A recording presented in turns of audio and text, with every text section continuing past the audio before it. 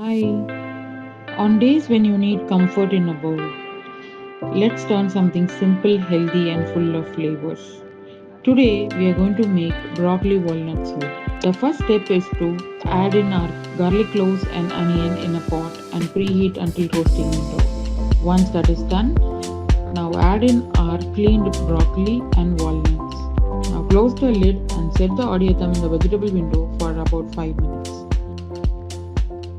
Once the broccoli is cooked well, allow it to cool down and grind into a fine puree. Now in the same pot, add the puree, adjust the consistency by adding some water. Allow it to boil, add in required amount of salt and pepper, and that's it. One spoon and you don't just taste soup, you taste care, quality, and a lifestyle that chooses better every day. Cook smart, cook healthy, cook with AMC.